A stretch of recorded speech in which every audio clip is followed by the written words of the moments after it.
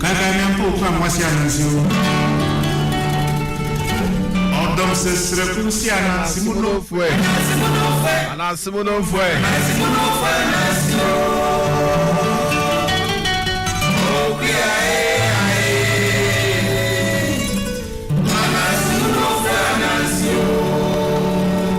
Adishmama Sabre Yamamacho Eba or 100.7 FM so abono sia palmiti aduasa miti aduasa sia of DM Hanmo yet transmitted live from a Doom prisons runabout Boshaba building ena Oyepa FM ni Oyepa TV butu a ena nwume ye besin kunya na yadwendwen Ghana ye kua yo nsem kwan ye befa so ama Ghana ye kua yo abanyam na enemu am companies aduane boy den no Mosmanya Scato be say Bibia bo kosoro Bibia boy aitawe and yet only in Ghana is a global crisis. I also the Kwambe so and I yene as a nation strategies bang and penny for the Ogua Kwama a beboa menu ama or how and ne atetia ye firm and also another brasse.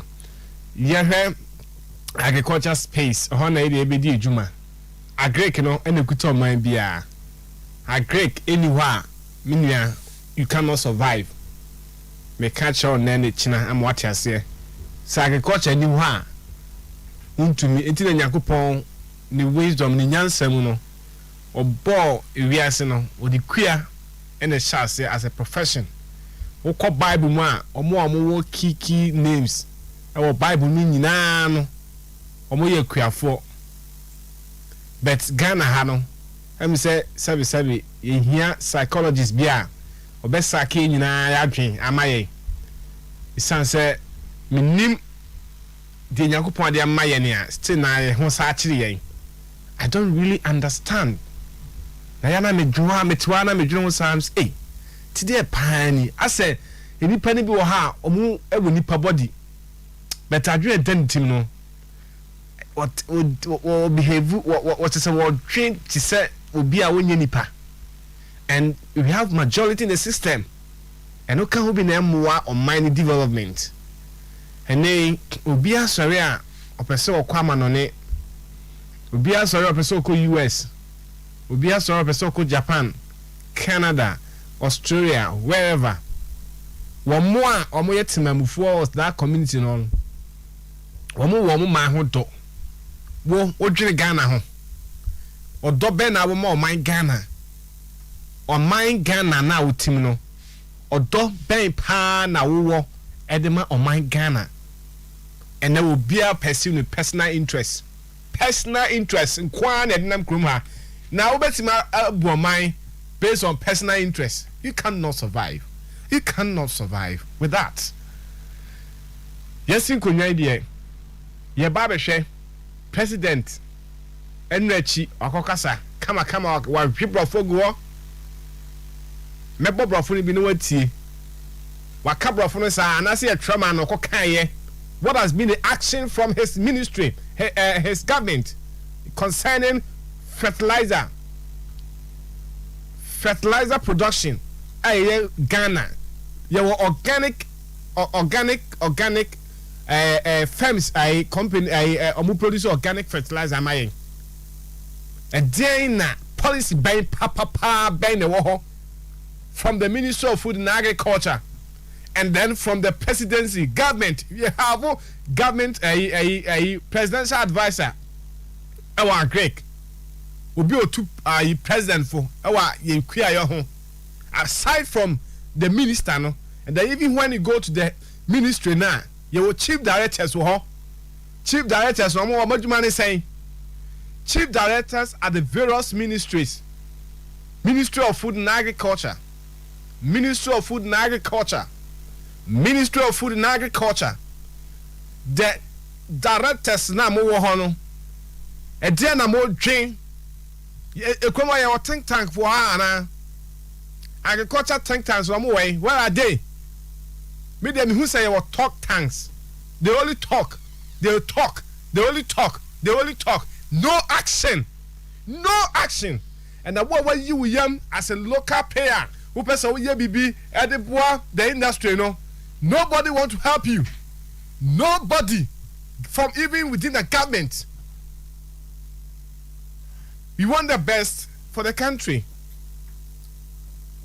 And yes, I can. Yeah, Jumara and she say for this program. I'm rebel.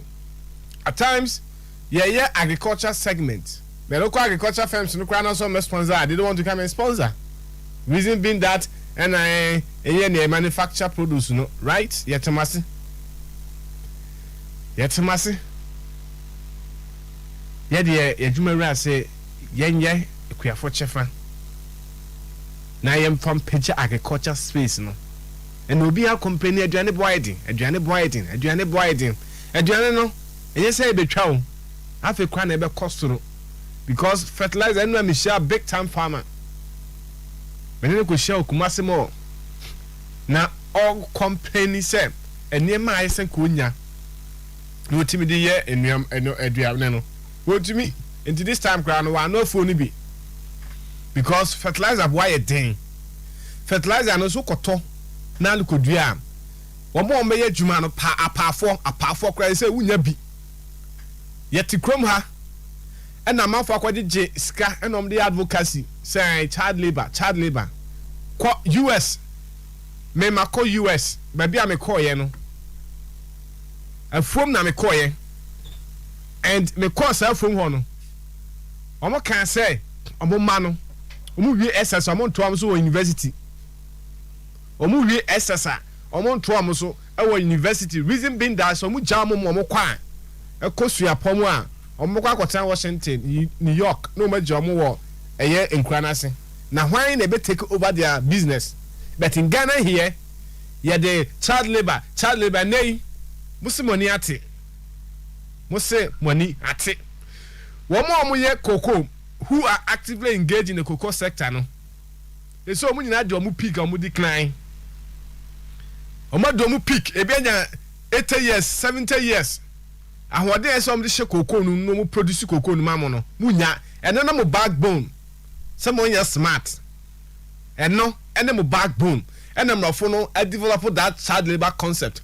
The last time I was arguing say ka child labor wana ewo eye Kumasi highway ukọ amokom enkwan kitekete omo compete with car on e didwa ene obi a okoje omame wo fom no de na difficult esa ko hia immediate attention ena mama kra na free cocoa sector ho ena cocoa no ewu se cocoa no so ma use omo chemicals na na agu cocoa no ewu awon de mo nwene da bia mo nwene and yayama say no I say Ghana no I don't know what to say.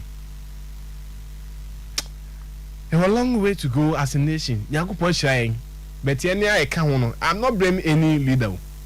Me blame yenya to my phone. Yenya a factor. Yenya can't be. You can't be pa. And I huni. Now, then terms are. And then my boss will be and then mama suffer for be so baby develop and I or go a prepensa a capinti ya rich foods na almost say a for Johnny and then na every system and then they a bay for Johnny no any hobby and a Marcos emrofo niani and I say emrofo niani and I say restaurant baby anywhere you enter biano you develop taste for muniani no ebeka kana banche obi ani ebeka kana body obi ani enti yen farmers no a mu produce no almost state pa na some stake by saying in the next 10 years going because we won't produce wheat wa na like say would the wheat be bread ne can say some those kind of stuff and yeah you say develop technology bi e dey asesama banche a ebetimi anya fla ne bi dia enema the last time ne Dr. Fee din komo wa ha I say oko crop researcher mami de be my doctor beat me develop we menken isam a itim de donut saying I projected these things. Ministry of Food and Agriculture no. Me dey who say sabi excuse my language. They will not understand me. But who say we have a white elephant be. White elephant be nisu. Even under the planting for food and job, I was saying say and kasa business unit no agri business unit uko various district na bi ni ho ni na wakra wo fry say akra even the regional office is under resource regional office wo be come office ho kra nya kono regional ministry of food and agriculture office wo akumase omo head office ho nya kono. Everything is centered in Accra. Everything is centered in Accra. And now budget ya chama the ministry so and cut down. Now yeah who say ya area na bebre mu hwan.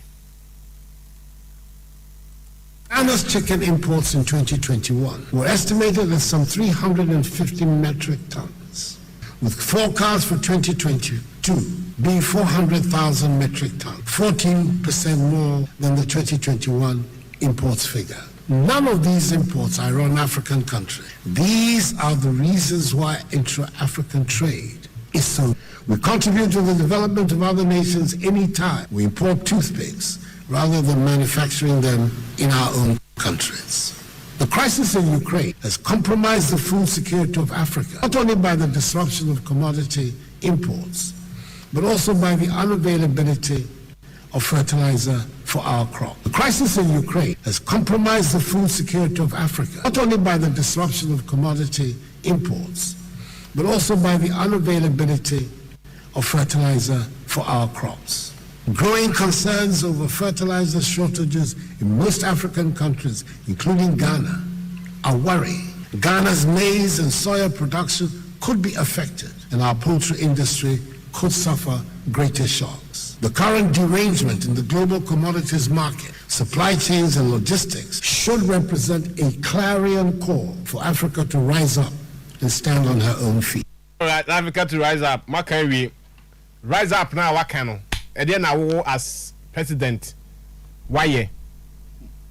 Under your able leadership, crisis is buying. Started brand COVID. Think tanks. Our mobile journey. I envisage into the future. I mean, who say na ever to a mine. Ya be camera for the dead. Well, we camera for we or cause our professional investor professional studies. We camera for we. Now, you will say who say the dear in a bano, Yama local organic fertilizer production. Well, now, all Ghana hano, and the many industrial players too. How we produce organic fertilizer, maybe. Me wa Eric Kapari ono ye manager Emma Ajenkwan liquid fertilizer. Ana me wa Mr. Bobie Ansa ono say CEO for Farmers Hope Company ono say a local organic fertilizer. Me bu so mo fertilizer na and na say niema na omo de organic fertilizer no omo kokra free Ukraine ana Russia ana omo kra free Apum. And I carefully VM. All right, because we don't understand certain things. It do baby I say kasa. Tina ya me like it on abu Kennedy Japan no. What can I drink? Because I did be one cam and then PM for now. They will set up. Your local players are more board the industry. Why never woman? We see me at Johnny via WhatsApp 0268 90 9020 0268 90 9020 0268 90 9020. Ubetima do one of the same. Abai kwanya fertilizer boy mu mehu the fertilizer rate no. Ubetima record it. And I be kasa no what they send me or number no 0268 90 9020. And I say ubetima to and can be afa Facebook or your radio or Facebook. And na YouTube so or a Pi FM, YouTube or a Pi FM. Me a medi jumedi mu cha me friend Richmond Frimpong. Richmond Frimpong ena maboafo a mo boa me ema de dwuma dia bro oreku sabre de mene panifo be share se na edi nkomo panifo me majo eba akuafo chefa dwumadie so na ba bia wo free bako de Saturday de unum say ekrowe mu ni ina pressure na ba so na some geto Mr. Bobiansa CEO for Farmers Hope company wamo a produce organic fertilizer and Mr. Eric now so if you bako de radio dominia na adenkwa liquid fertilizer mo baba ko hu bi mu ma johnny mo je na ajaye yengane na mo je na ajaye so ewu yengane na sometimes BBC na say ukona osa ko prepare na osa ba wa ko prepare mo ba boni bia na ye ne ana ye ntutu bi okay timo ba fuve mo pa all right okay yan shall say ne really say be pacho ajenkwa liquid fertilizer no mo ye no Ghana ana mo kokra na ma ba beto amaye say na mo business no operation institute ni ameda say manya akwanya ide medical achi aga na kuafo ba bia me kokko kasa bia kuafo da makoma so if say omunni ho a ye ni ho ti kuayo de obi fa say the Bible kasa obi pa nyamedwuma na wa pa adwuma pa no saa nso na obi fa kuayo a ono nso wa fa adwuma pa fi say omo na ye da omo e wo bribia mu say ye bedidi e de ye kuayo na ajenkwa liquid fertilizer your product no meka no say her product 100% manufactured locally ye ehu bribia e wo Ghana ha mo capacity ni say in fact your capacity no there any limit meka no say because demand bia ma emu fa yen so intimi supply the needs of farmers provided say farmers no be tum so on be use product no with a little support no ajenkwa liquid fertilizer be to me supply pa basically every day and year and mutimi e produce mo kind of a ton and model latest do say na mutimi a year and nti say abanka say wo boamo a mo betimi I support the local industry, you know, for how many years? Me da say. And currently, your capacity per daily there, you produce around 5,000 liters. 5,000 liters, no, you can say, you chama Ghana Kuafoni na beso mwana. That is on daily basis. Daily bia. We produce 5,000. Well, no ingredients, no, more crack, and amunya materials, ben, I'm there, ubitima me. In fact, ingredients ni nyina ewo oman we mu. Mo nko Ukraine Russia. They are kra no nso enye Ukraine. Mo kan no he enye Russia nso. Na organic den kase nke nkra hwe ana. I no correct, but sometimes bottles. Bottle na mo be feeling no. Bottle no tise mo kra. na local industry, you know, if on omtimi nya bi so mo kra local industries no ntina na make say na yentimi nya rubber ni bi wo ha rubber na recycle yentimi no ha me da say na de yentimi nya bi wo ha ana any scientists any researchers ne ho for never ne ye jointi odi o from hey krom house pa de in fact to da one we have cassette obi o basically yeah de nya ne be ya importation no ba wo da obi a we import nti momo capacity sa ban kase efi na ko wo be hu agenkwan liquid fertilizer some produce organic fertilizer more minor mo bitimi aye abra montana abra mo me company say ye nya ingredient raw materials nema can dey say dey any ho eno me da say ti raw materials dey produce ni dey benya containers are ye di gumo no Hona makers sometimes no anya challenge if you say also so be business obi to company no a manufacturer ma no so at the time we here no na enya available eno na be ma shortage bia si ba say raw materials na nkasa e de be ya adwuma no de aban dodo bi opese produce ma Ghana kuafo bia no ye that capacity say e betumi aye All right. Mr. Eric Kapari, or no, your manager, Emma, Ajinkwan Liquid Fertilizer, and I didn't drink one. Young call, Mr. Bobians, I want to see you, my farmers, and farmers Hope Limited. Opa Yamawajo, about here for Chef. Joso. You're trying to say, Mabusa, Ajinkwan Liquid Fertilizer. Was who produce liquid fertilizer or liquid fertilizer needing the same? They produce liquid fertilizer. We are granular. We granular fertilizer, granules. Granular fertilizer. I don't know, dear organic. Okay, organic. Nah, I can't granular. Ni ship in a miniature at the Tunidi. Into a training crew and crew. Oh, at the same crew mamba. Into some only a friend and say a granular. Na ye, yeah, apply and answer you the good assassinum direct. Assassinum direct. Yes, spray. What? Yes, Sana eti. And I'm Sana Mondianity. Sana editi. Okay. In the idea, na session in 50 kilo bags. Emu any assassin. Ubisa question. Uko Rwanda. Fertilizer. Omo fertilizers be especially liquid fertilizers. Rwanda some ha. Na 20 years back no. Omo develop asin be 10 times. Ai na omo industry no. Na saying Chamber of Commerce. Ye no munya some ayankofa kakra. Tini ye online conference Zoom meetings be.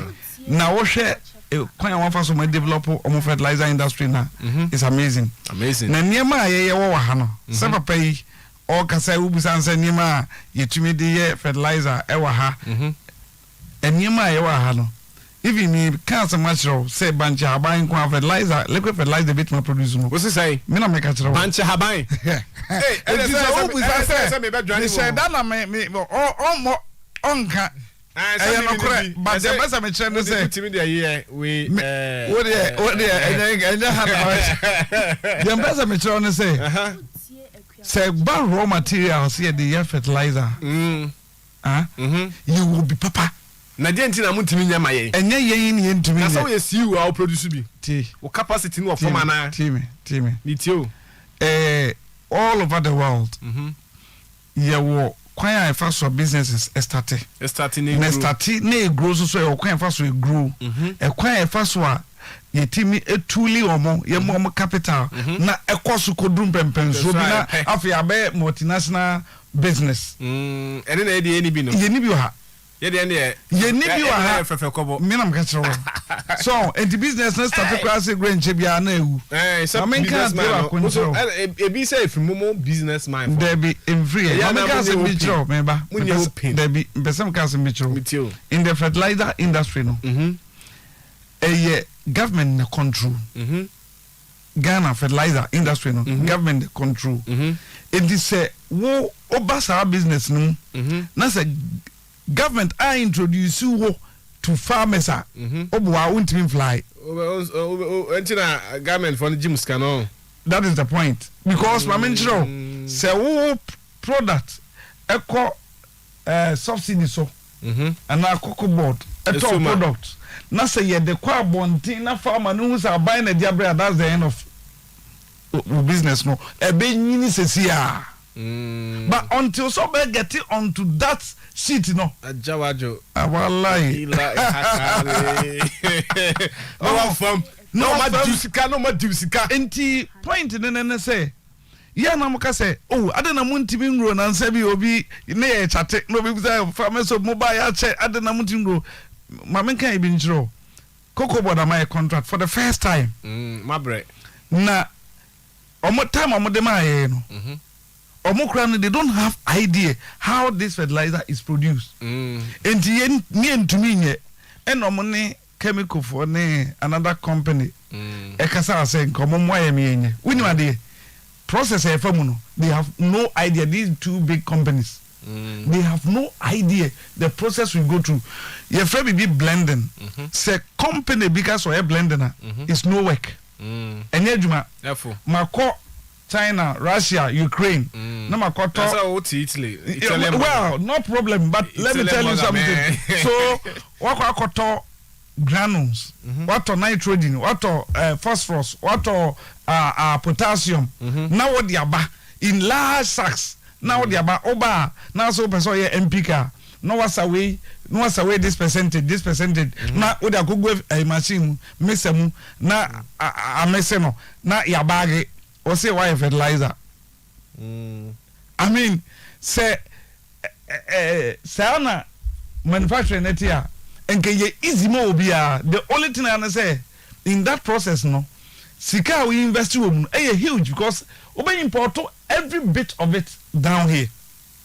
And son wait my inorganic no but in our process is a challenging process, so you need investment, serious investment. And son wait my room so obey now when your investment na then you need this kind of government support. Say magic product no ama menso ato subsidy no so if you work on government general ba kom yenu mienza farmer na use na ye mana if you no na government na nye kwa assess na say timi fly enti share ma menso Ghanaian farmer na adwene and this say wa what here work say dey na mahu afria over the years from me papa time and I wo me no and say government emphasis our product no emetre wo mo you be out the baby no last 2 weeks may be telephone in Emma make us say farmers no na ye hwe cocoa say living income differential and buy and send e boa and course e buy and say cocoa board dey drubia bromo but I don't know man to me specific amount nipa be 5 say e buy no say o cocoa e mo cocoa no like abanba na say amwa bombisa no and my reporter na cocoa but I don't know so meet me take up no makwa here ti sanima we mu no na a bit challenging to determine yes because a big application well not the problem Bruno. All right, so let's get back to serious business. Into what as a farmer hope CEO capacity to say who produce daily say na latest the capacity made them in kilos or in tons my capacity ever from pa then tinema capacity no form machinery equipment is it that when you what is a partnership and our person could so anything na man abasa no some multinationals say okay multinationals say okay amonye ankona mu aname bo yes sir so Argentina Ghana there be a person come multinational na ko ankona can do that there be you see true. Let me tell you something my core business to establish a business in Ghana yes now my main can iba control my first investor no or foreign in New York okay omo investing no omo invested with a period of 5 to 7 years. Yes. It drew 5 years income be as no resigning. Mamentro. Even with to get even cocoa ball certificate alone, it took me 4 years. Didn't you know cocoa ball from person Babuamo? And you man person Babuai. Yeah, standard sources. Why apply? Who apply and they will go it will go through process when they say 4 years. Well, what is got to envelope so second 1 year cranking. Now, first can be on problem. So they are charging me na mitria. Now they are charging me. Send there. I say work passport office. Now copy passport. Timi catch you say be 1 month, be 2. I. You need how? Obi timi 1 day. You need how? What you a government of Ghana is cano. Me say at the end of the day no. Ultimately the 1 day in your passport. Me say, and this how cocoa board. The minimum of what I say. Who defend your man? There be me ka at least there be take you one sana when minim how long it takes. Ni na depending on the researcher or that project na so. What you say? There's a researcher no man na me. Na na mo ya no. Rich. Me lady back. Timi. Ghana Standard Authority. O catch me say we a shall not na also compare a regulator no no special no recommendation. Yes. Wouldn't there nipa na ye ni so onkono kwa was say 1,000 is amamia metro bad report. I mean the bad report in ba your product may not be approved. Yes. I be call Ghana Standard Authority report ni pakroma omusi that the one in charge. For now minimum what has happened to the person. Nothing will happen. Enti my men come myself no na ento ano so no mum never boa. Process na say you apply. No ma bro invoice. No etia. Na yeah the product account maybe the 6,000 kilograms of fertilizer, which is equivalent to 120 bags of 50 kg. And I'm at the koi.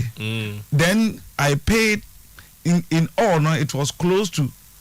Na me pacho mi try no cocoa board for na approve fertilizer or Ghana, and I say oh company agency authority or yes responsible. Yeah, what two in the cocoa board no. The first one I'll be approve a PPRSD. Yeah, plant protection. Yes. Whatever. Now PPRSD approve it becomes something like generic. Obia to me use. We need legal issue, but for you to go into cocoa board, cocoa board will also say be makoko na say ebiana o where you know makoko, but the irony of it is report be na ya na PRD plant protection for no year. Or more report to say the product ni good for crops. Say so only for crops. For crops, but cocoa too is a crop. Jado mun synchronizing no. They don't do it like that. Maybe that's the way for government to get money. No coordinating. Rather than say what juice ka, no juice ka, na milk. Let me tell you something. Scanner is all capital is all the inject no. Na say bobi aje no ada ko toll increase and all the chasing gas. That one is true. The reason is this. Say in a year, so share or renewals. Oh, say we can renew a certificate. And you will be get 3 more. Minimum. I'm telling you, because even with cocoa board renewal alone is 20,000 Ghana cedis every year. Every year. 20,000. 20,000. Hey, Debbie, you can't ask me these questions. No, so you need to interrogate. Okay, baby, you. Renewal. I was on the other day. No. Renewal. I was on the other day. CPRSD. So Jenny. What you saying? Fiancha. Yippee, Jenny. What you saying? Okay, come me see me to make a number number says 60,000. Majedi. And I baba a big challenge. In fact, let me tell you, me young guys they are doing fertilizers. It's difficult for them to go forward to say somebody regularize them. Back door. I didn't need to mem. Na ya walk one now or more a 2 so maybe be the boy mine. Na obstacles be anything and no dear, me say and yet the president go and say Ukraine war then. Ukraine war. I had local fertilizer production. So let me get back to my main course. Into your policy be a guide local production of organic fertilizer. Yes. Ni policy be but as a nation ni policy. But recently, not too long, and I'm a part of the team a policy guideline for organic production. Policy no more young people. Na jumama na affecting. Well, me a private practitioner, okay, and you know, abayna akachira me say memwa ema yenye na invite me na makotrans ni aye. Me I'm not the implementer. The committee there am cost your mama saying. Me you pia me fu e mama ala ma bo asa. Na you so there policy need that ho. Adwuma so there ya pa. When him say I met taxip and fax dep. That is the policy guidelines for the governments of Ghana, the Ministry of Food and Agriculture. Omo ye I metasep 1 and fax dep 1. Omo ti implemented 1. And second phase no mo ye de buy. Unu me zegani sami ndo mo kai. Say ba akukwa no mo ti mi phase 1 ba akukwa no mo ti mi implement reason be that next can you. And I'm saying next can to mo ye phase 2 na ye den. Where the because phase 1 want to me execute phase 2 na ye no. Well, for this one it is not for it is for people who are willing to go into the production. Into aban direction, yes, aban direction ne procedures are also offered to be able. And on procedure and on and no, yeah. That was the support base. Support to the it is. You see, let me tell you something. Let me tell you something. Ghana. Nobody grooms anybody. Nobody supports anybody. Say, oh yeah, politician be now or link be na say baby beton now the call. Otherwise, nothing happens. I'm telling you, willing some consult to my small businesses, they are suffering. Be a suffer. Okay, myself, I am suffering. Wow, consult to suffer. Now can say no. You see, let me tell you something, because sometimes say we be back when him now utie na say man now person dey wo no. Osademano. I don't know. Okay, my call Eric. So Eric, Boko industry ni mo ache. Apart from the ora bobi ansa kan. There be pa ne akwansidi e wo mo adwuma ni mu a enti mamu enyiri. That's unia. In fact, that dia kasa ma ura field na. Unim said dia wo kan nyina eye nokre. Na said dia wo kasa Ghana obi angrumi obi no. Eye nokre sa. I think say no na ye lucky. I no nti ama o man no so ko na chi no. Say broni da no oso dae. Na otu dae na oso ye no ho anamo a. Onye obi ma ni so ni mu. Na ne dae so no abe reality. Na aboa ama no yonku broni anya de ope na asaso ya bi before so. We me ntwa no ye koye fellowship ewo Cornell. We ha ni asend information. Omo check up on you project be na we. And just recently me kwa Accra. You could be Accra 3 days. And how you man you koye. And then sisi am no ka say yes na kene ba na yes ka mo US Kentucky. You call conference or but unfortunately me requirements ba ko ekam. Me pay tickets and then make us a 5 journalists from Ghana. I'm a Gaja member. Omo Kentucky as I'm speaking with you now. Omo you hours. And now we conference after almost some. And then the conference no almost 15,000. And omo take part in that program. We call by no 2 years a winning hours no. Omo eden. Ya from some samra. Na omo mesua ene ma ebe boom. Nti na me kan dey told you so. Say Ghana no I say uye ya dey hwe. Uye ya obi anfiu. And I ya no be abeso de no bon. Oh na minim no hwe. Chama come on. Enti transfer me nia. Enti eno nso aka ho ama even institutions are dey train ye ma no aka no e wo sa kwan no so. Ama ye nyina ye ko school na ye sua de a obi a sua just for examination purposes. Owi a so nyaga aban adwuma bi ana private man bi bie na adwuma no obefa no anu afa no. But I tell you say nyame dinim de ahye nipa bia mu a yensu ye betumi aye bribi ya no because abrofo no na award that capacity say anasa adwen no so omode manufacture but no kwasem ne say ono owo ho no materials a award ne ho at ne disposal no say nyame be ma na ye bibia or the same materials no hunim de na be ma no yensu ye wo Ghana ohwe asase a nyame de amayen na ohwe ne pa ewu mu na no kwasem ne say nyame nso dum ye nim de a ode sa no ma na onsa be ka no Ghana no na wo de aye sa adwuma no. However uwe ye no uyonko Ghana ni no kra no onyi wuntum more or less say wo de koma Cote d'Ivoire ni na ebe tra ko China say ya ye fertilizer e wo Ghana China ni ko yusu e wo ni krum ba say free ho ba dia e easy say e ye ma ye Ghana asase no yenim say the other di kasa o kai say bancha haban ne de ye fertilizer bancha ni dua no Ghana ha no say mo Nigeria o chunk of it e kire say wo de na haban no e ye bibia e ba bancha powerful because they told me I'm telling based on you. the my reading on. I said me nyame ma miskana some timi yes and Sure. me banche broad na ke kobio na ke ko banche production na omde ban beto mining so na kam me boss bi na nke kwa koyem na ke started from scratch ni I order machine no but because of I know I hold on Enti dia assess your institution me dey challenger say address it. Say individual be ye bibia anya say ye penache no so ye the right thing and not the wrong thing by ye peno agusa no dia wo ye na ya hwe say ebebo man no say ebebo o man no a support ben wo here.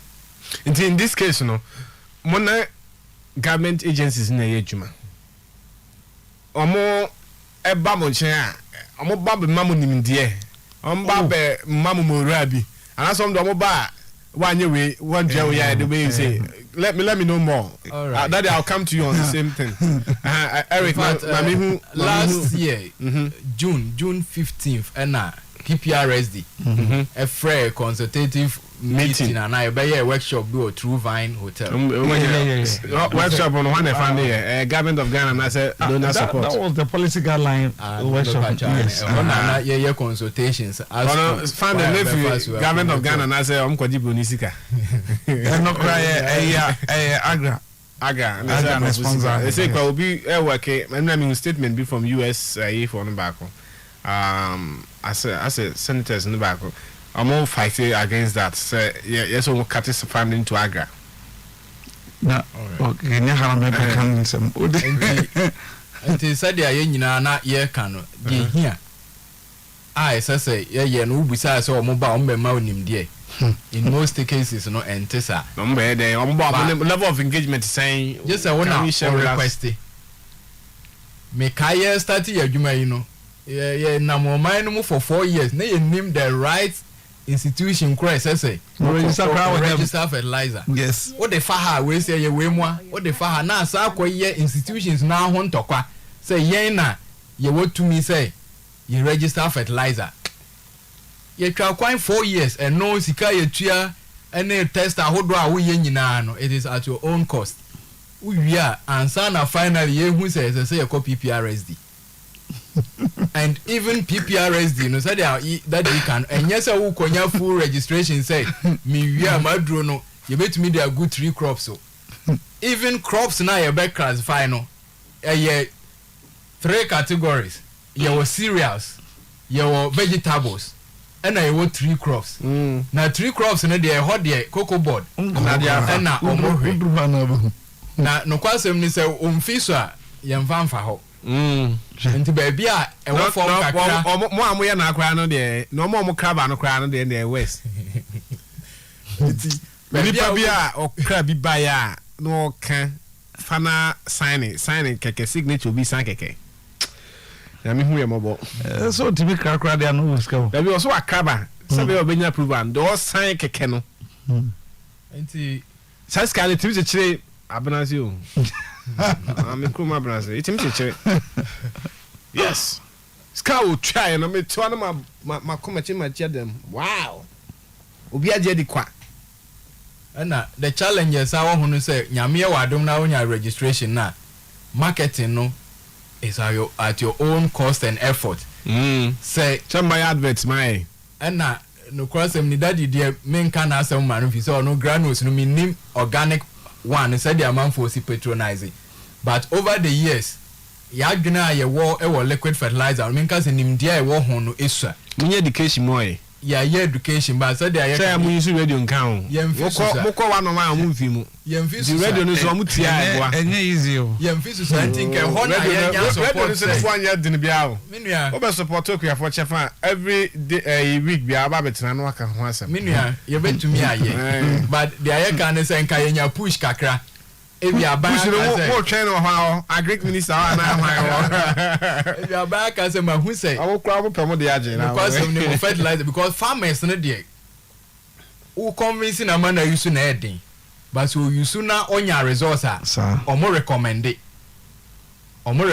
pa but hu san ka farmers no so because say cocoa board registration and now withdraw so approval and ni so na kuani no use a even though ade no boano no cocoa board kono o kan obeka say mo amunyu adro bia cocoa board approval ni so enti say ade no eboano no na ya beka say asem no nso no enya ade a obetu aso use enti e hon challenges na e wo ho no bi na America ni say enka yen agencies no ye use product no cocoa board e bia mate liquid fertilizer na nka mate granular na ada di ye no nka na ya beje ya use ahun sadia esitie we de ye ni aye manmu enti ye mo hu dawro mo makuafo no because agric extension officer e ka asem a enti say teacher ni aka asem a kire ni KG ba so onya ka sa asem no a ade no say tisen enoa na beda ni panitri mu say say me use however bra ya drum ye ni option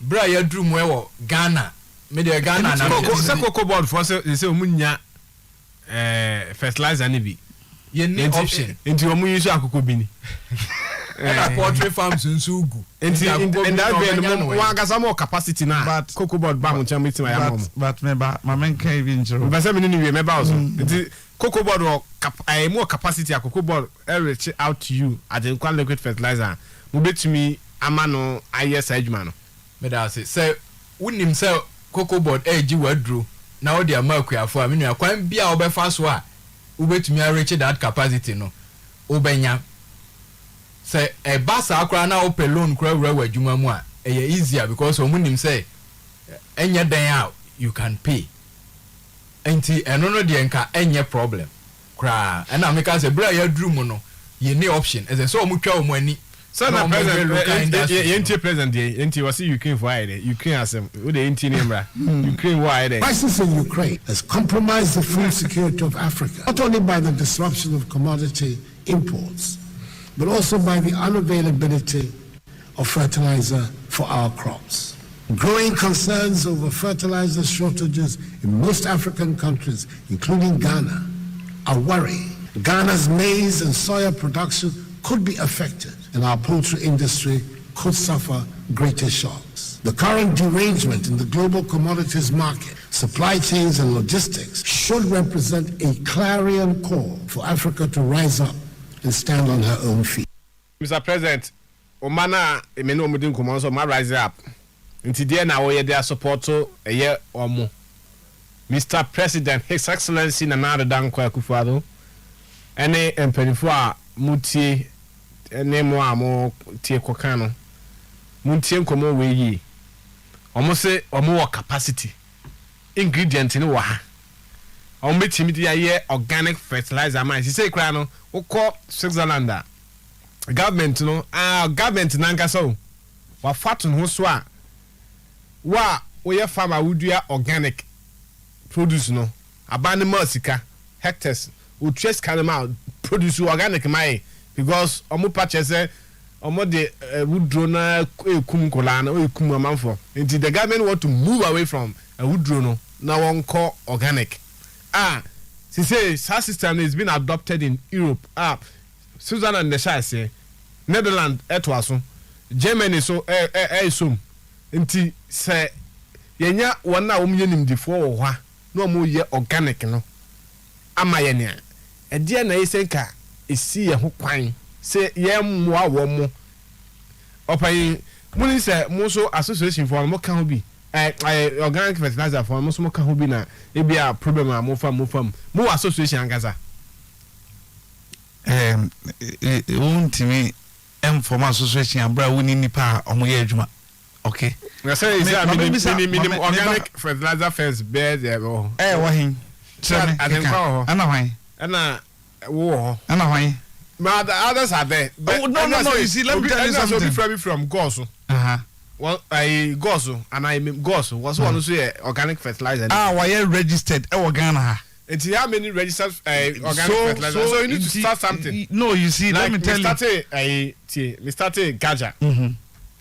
Me before I made registration, me scattered some journalists, and I'm started concept in Mamo.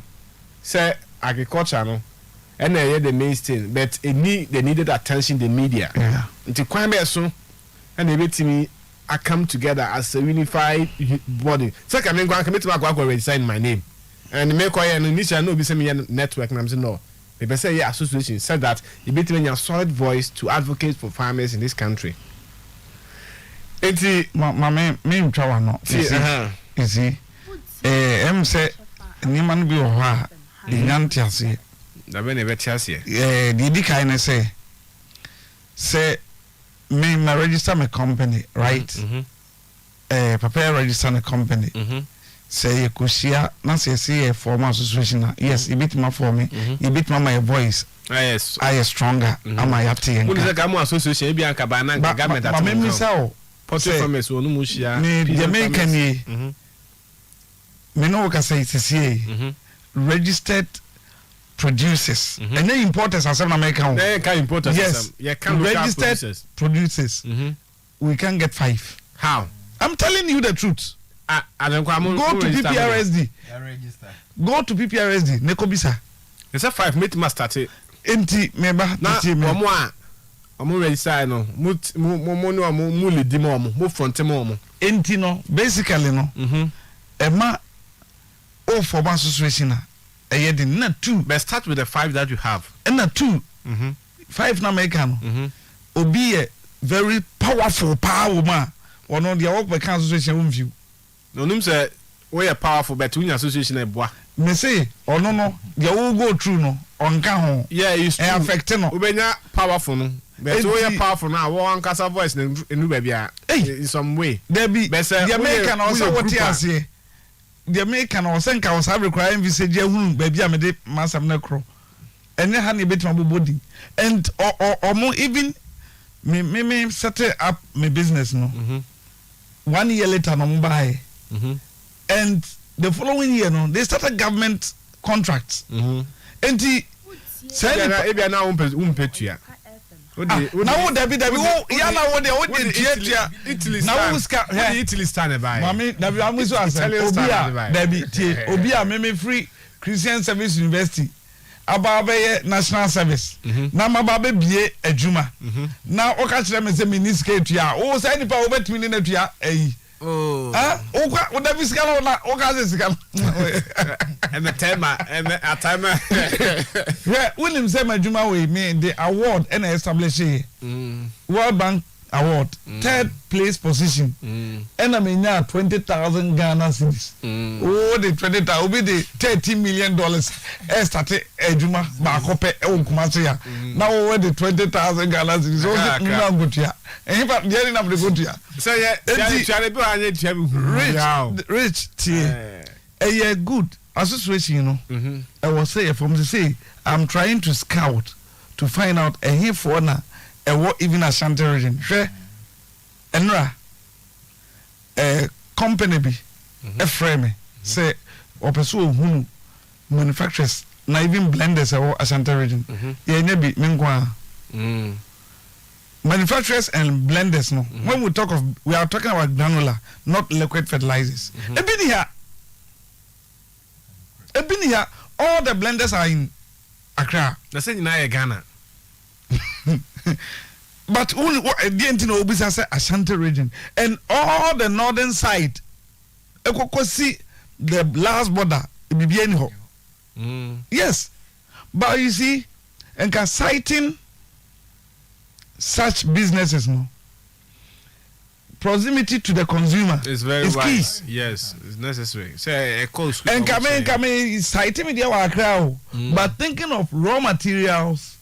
I cried ya go. Enti ntina was say me be fa kokoo na me da ko nkran akwakoye. These are some of the things that leading me to establish it here. And now Osha we are highly dispersed. Mini baby awo. Adenkwa so onwe ana mafi onwe. O say onwe. Onye say na we close. Enti say can registered organizations local one me ninum yedu na wa ha. Registered. Now the list is there. The list is there. Go to PPRSD. Let me tell you something. Office and Kumasi office. No, Accra office, Kumasi office, they know. In Tiadana, Bibiano, who process it and so Accra. Yes, Accra now, you know. Bibia is centralized. Yes. On my way. And let me tell you something. the whole thing is that Nkrofo ye ni me market but any registered. You can't associate with these people. So I didn't think among good system or money because they are all registered one hour Kenya. Money call into the system. Say by being effect on yen. So what is the regulation or regulator no air to ensure that they will get rid of all these people? And that's what I'm bringing on to. Yeah, let me tell you something. I must confess, the way the system is now, we all started like that. Sure, you can't. What the system blockages now? You know the government workers, and I say one more. So human being. Agency na ye adwuma no Nipa na system no. Let me tell you something. My adwuma MBSSI kakra okay. Say okọ say obisi oye so bolokra na so okọ food and drugs border. Oduru anu odwane because anyama mo be ye no but what they fa MBSSI na ye de kwa easy to deal with them. Government agent to government agent. And you won't mean judge, won't mean carriage me. So you follow the right rules and regulations. Government of Ghana official, a system. Exactly. Senior politicians. No, and you involved, but the point is that we in your politician at all. But the technocrats for them has system. A serious thing. And let me tell you something. Let me tell you something. So, oh yes, who wouldn't say you're writing, and that's a over inspection. And me condemn adiano, but baby I may hear wrong no. Advice. Guidelines. Nam tetin nam nko. Udru ba. Condemnation. Omo tetin. Adie we na we. And no no. Baby I be dwane akwa. O man we there. Me na me ka kira wo.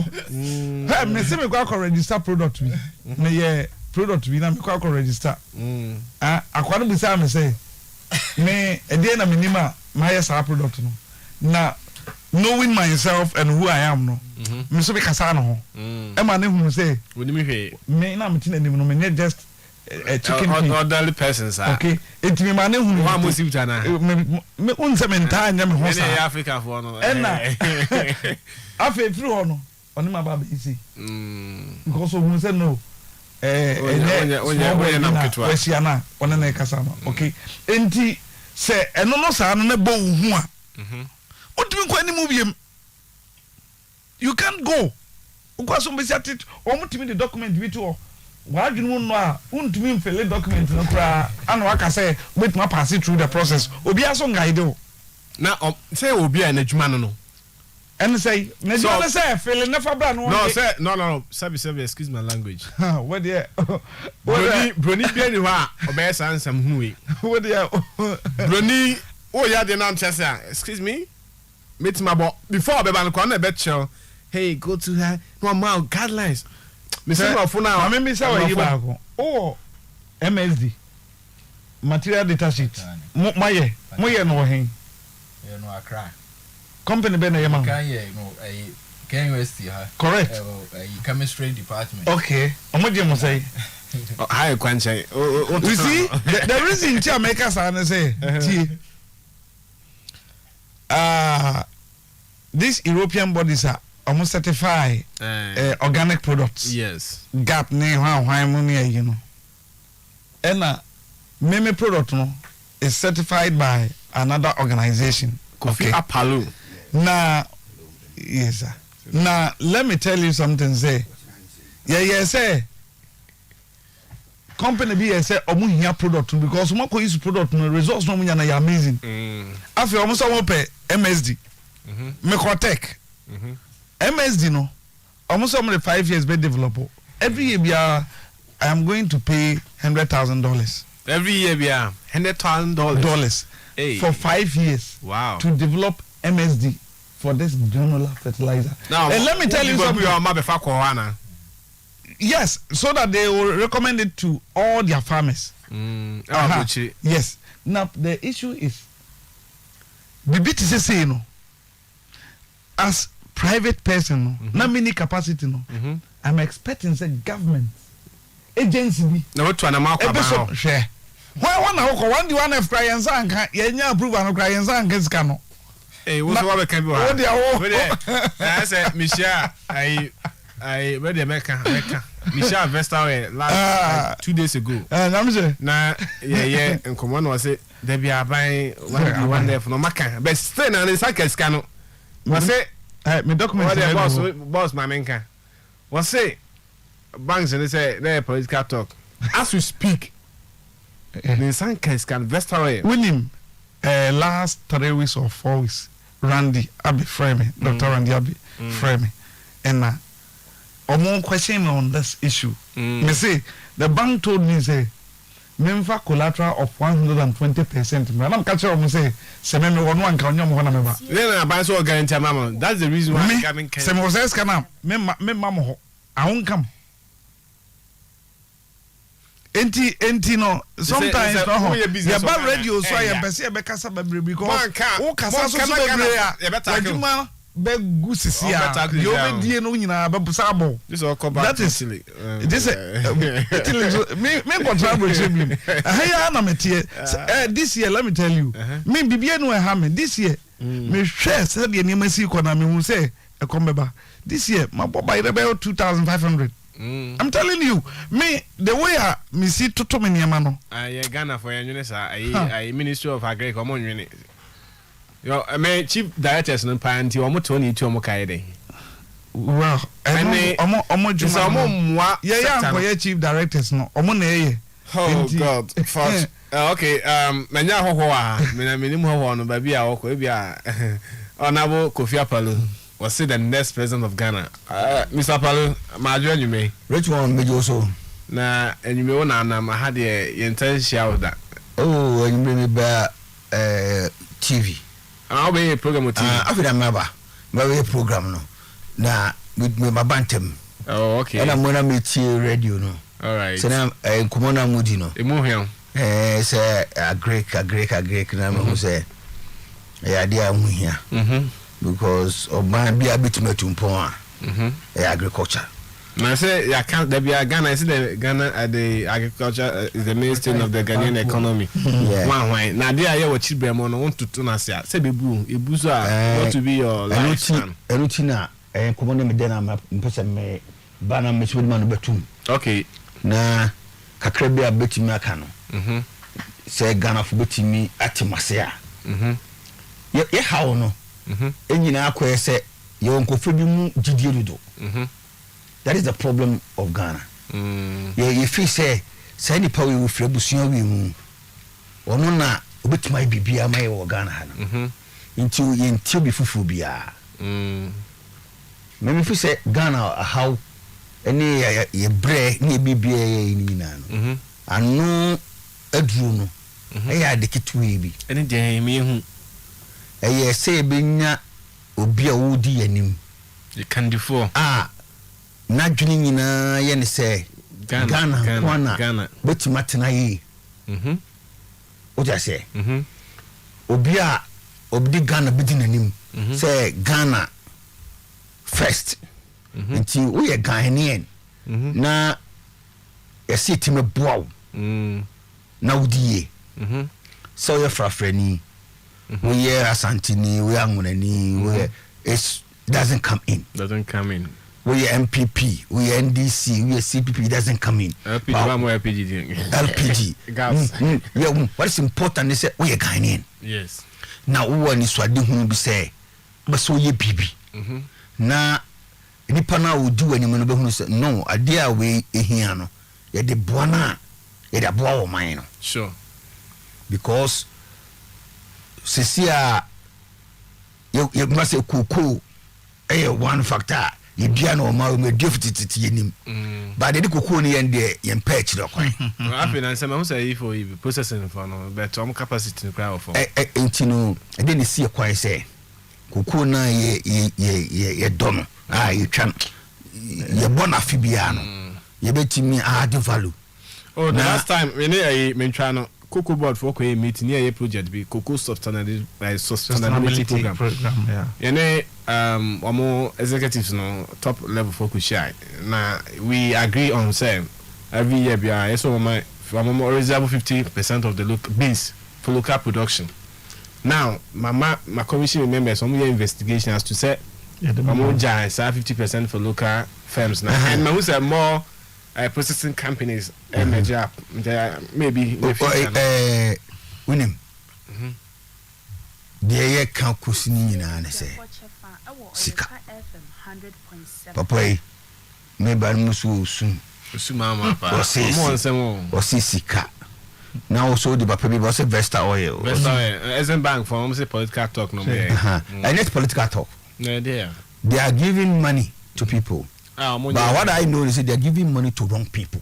They are giving money to wrong people.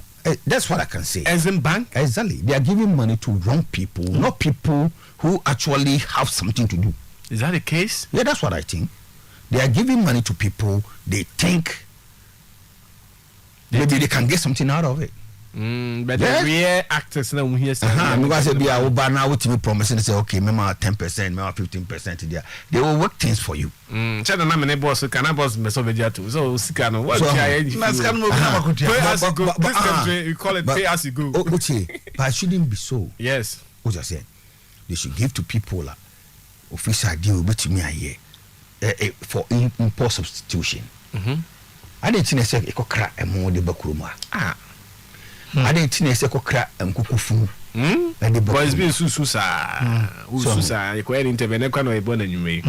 Oh, TV no so my signature. Also complaining same. So, but so bia mo awomo. Ya Thomas Araya. See obia mo obi. Na president Soria no abeka ba football was TTT. See obia mo obi.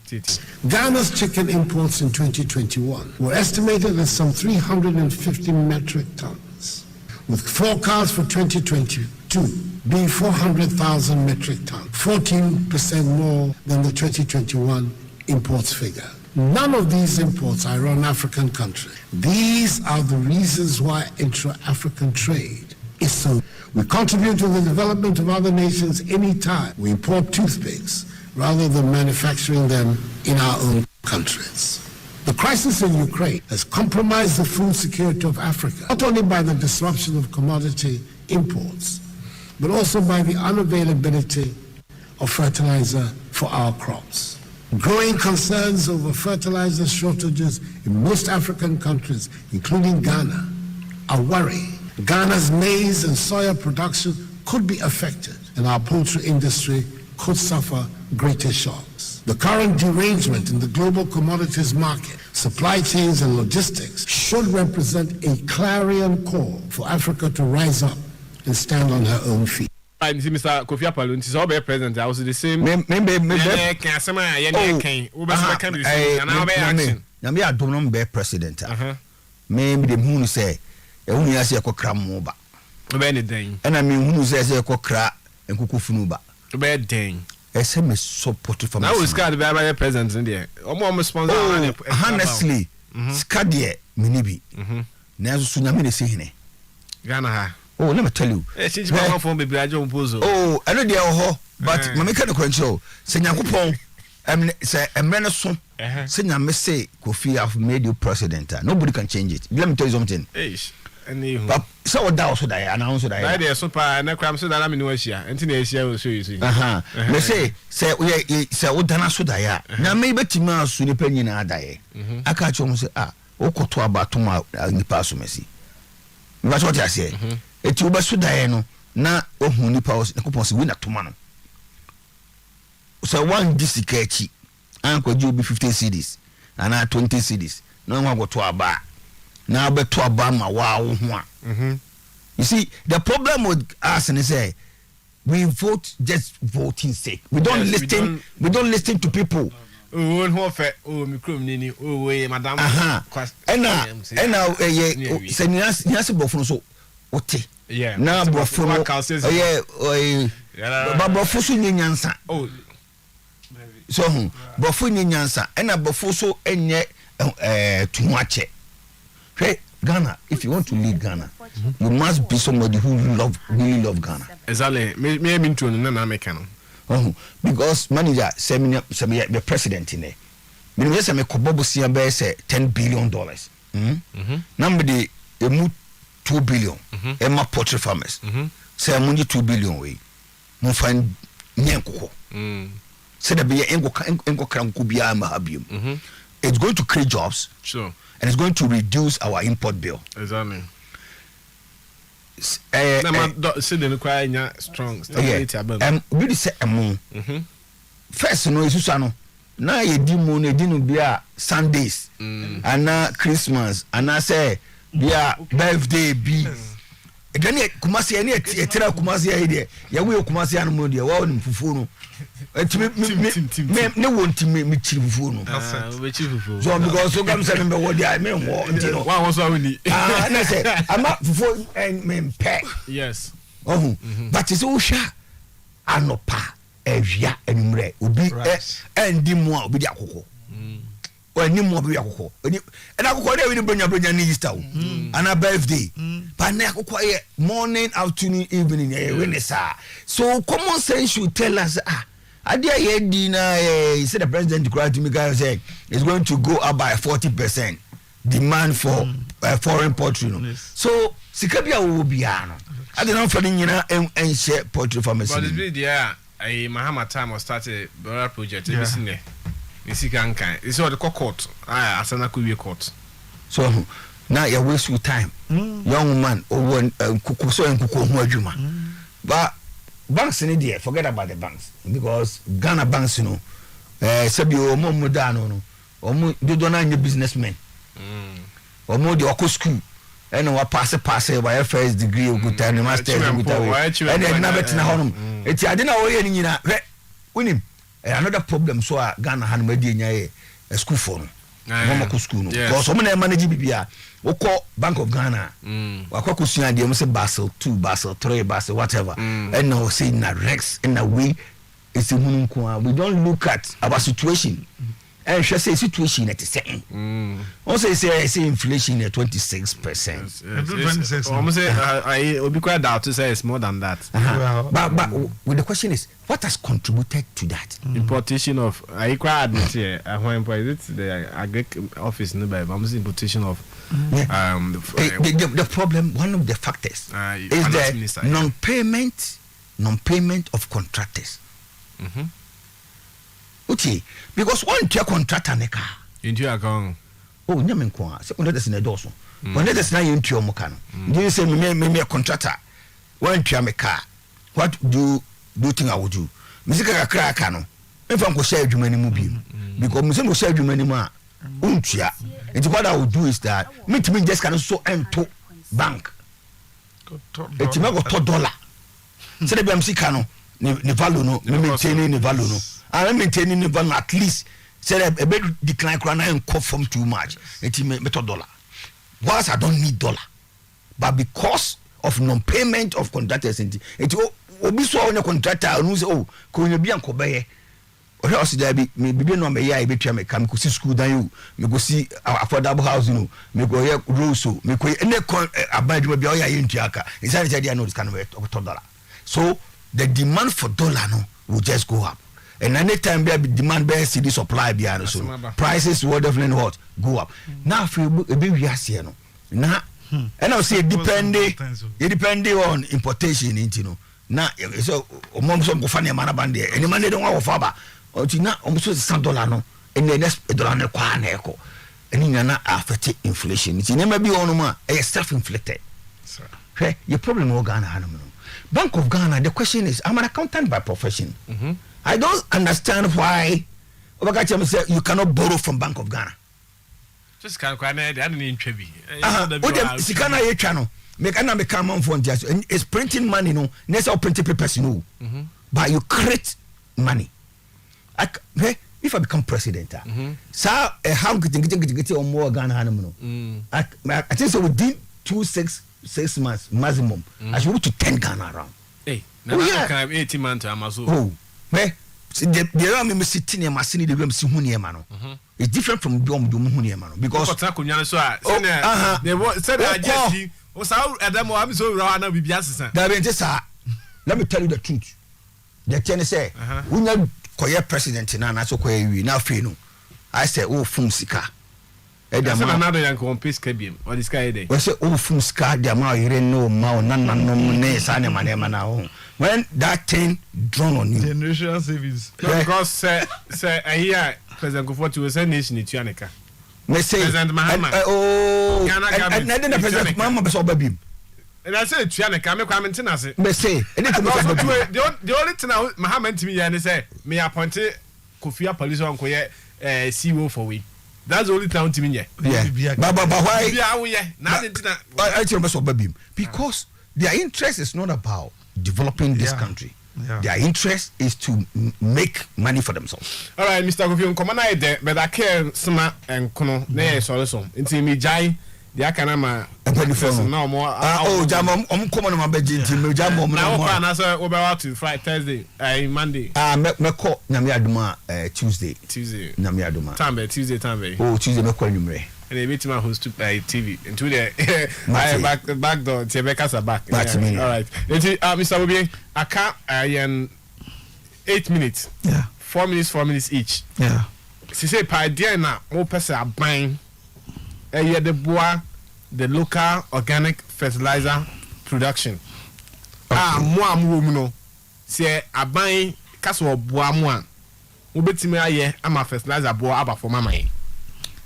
Yo, Richmond Frimpong. Ni di kai ne say. Ye business no ana adwuma ye bi no. Adwuma enyini ye. Still iswa. Timu hia support base. Hia support base yesika. Ma mention raw material me boko me ba. Ayo, ebi wa kwa na nye sika ko ebi wa animdie ne akwanche ne. Nimdie dia ye wonim Debbie. Wo kan nimdie. No, not from your side, but government agencies akwanche faha you say aha ebe mo nya nia wo hwehwe no me agina wona correct say raw materials na ka say see amoka koko ne ho no ede ne ede organa na mama mi say abako amonchi say kama so bi di bi alata samna na dodo say na ho hia na dia tasamna onim dodo egu ye nyusum more than 10% na de samna no it about 90% so what tonnage ye tea a better percentage 60% of that and a quabontin ye tugu ye turning into fertilizer.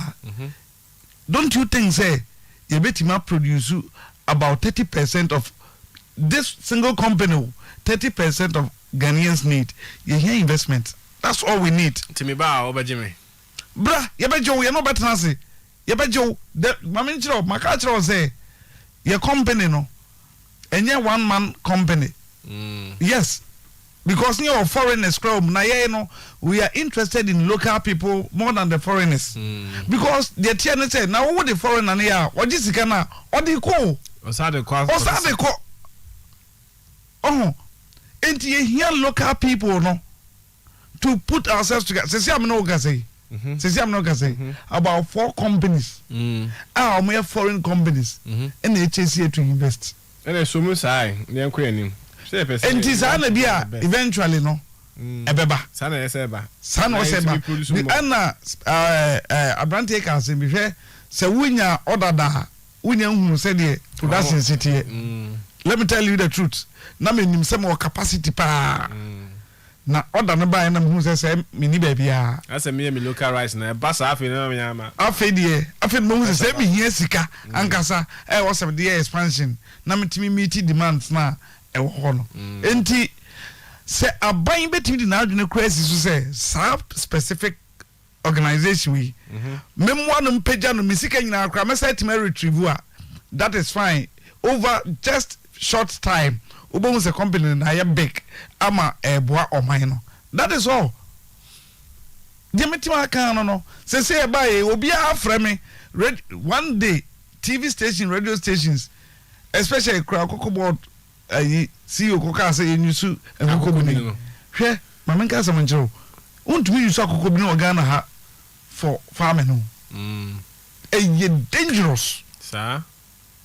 Ghana ha poultry farmer Mr. Boris bi obakachiro say antibiotics ewo agogobini mu no.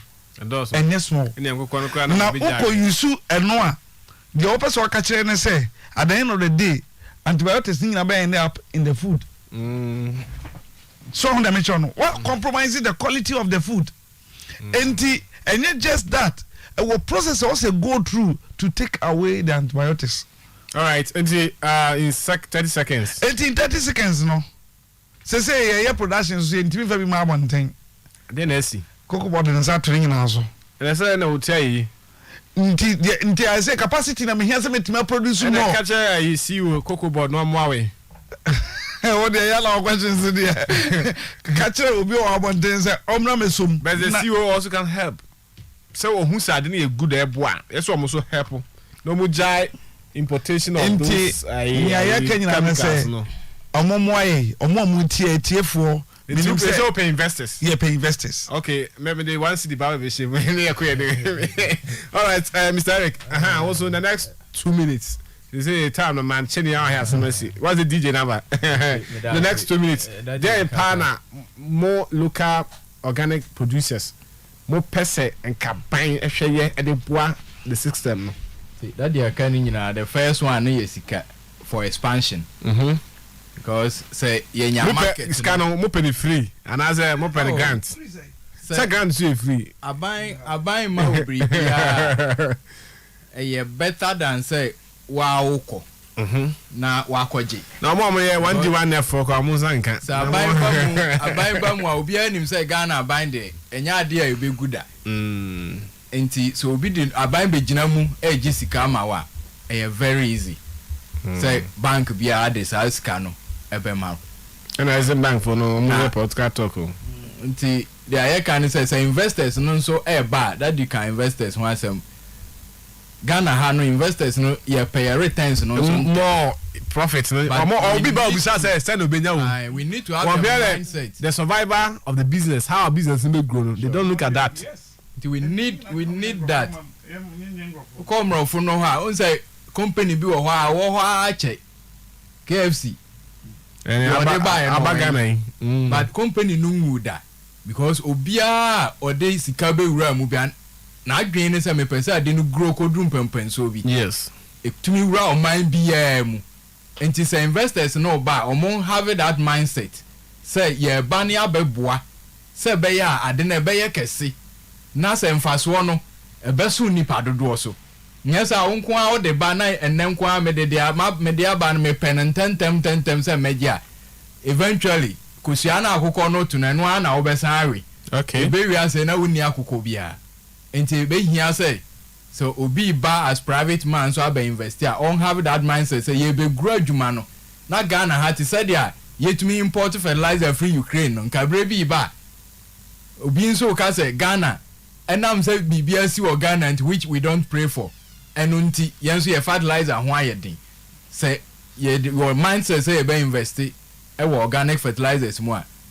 meka che say ye be do that level if you say raw materials anya media ma ye wo man we mu no esombo a betumi ama o man no ai tumpon e fa agri konkon aho all right ye better must say maboafo ene on be boa me hwe nkomo aban say Ukraine war ama fertilizer o mo so ma ye ready a o metima boa ye ti Mr President Dr. Fiya Kutama for so mu Ghana investors there na mo so me mo amuska mo de tititi hono this is a lifetime opportunity for you mo pa wo frɛ wo person no me investment you can call me na ma link wa mo na also what to me eno mo partner obetimi afrɛ 0268 9020 oh yes serious business yeah 9020 0268 9020 oh frɛ me that's my personal line you be connected to them na also what my invest any ska Ghana but I'm say aka ade ba akopɛ